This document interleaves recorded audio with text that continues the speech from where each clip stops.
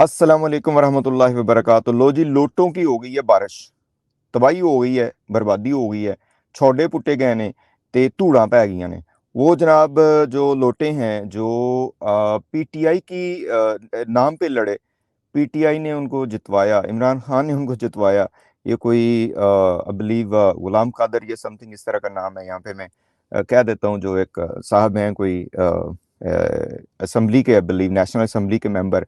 तो वो सुना है कि जी वो लोटे बन गए हैं, पहला लोटा बाजार में आ चुका है और वो लोटे जो हैं वो पहुंच चुके हैं अपनी असल जगह पे। किसी का मैंने ट्वीट भी देखा कि उन्होंने कहा जी कि लोटों की असल जगह वही होती है जहाँ पे उन्हें होना चाहिए।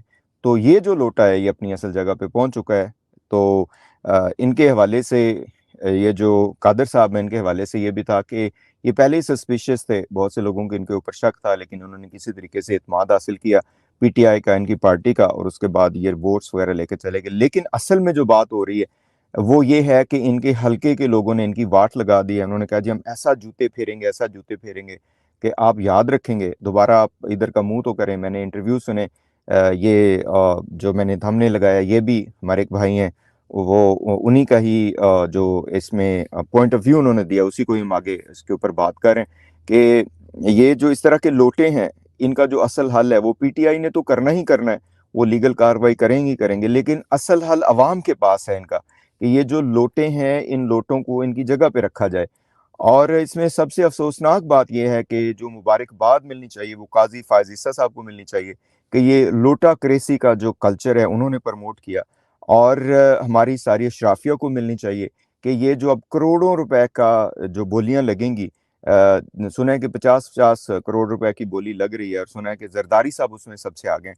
तो ये जो करोड़ों रुपए की बोलियां लगेंगी उसमें किसने हिस्सा डाला है, इसको प्रमोट किसने किया है? वो हमारी सुप्रीम कोर्ट ने किया, काजी फायज ईसा साहब ने।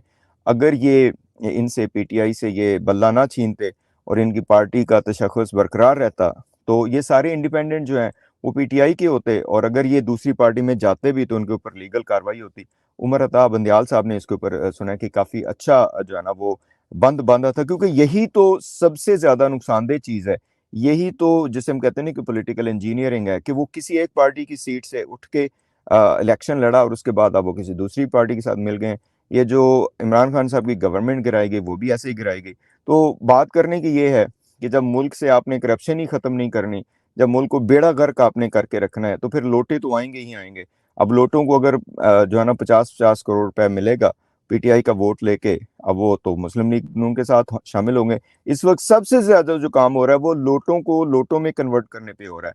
अशके भी अशके ते सदके भी सदके। ਤੁਹਾਡਾ ਕੀ ख्याल है दसना फिर। अस्सलाम वालेकुम वरहमतुल्लाहि वबरकातुहू।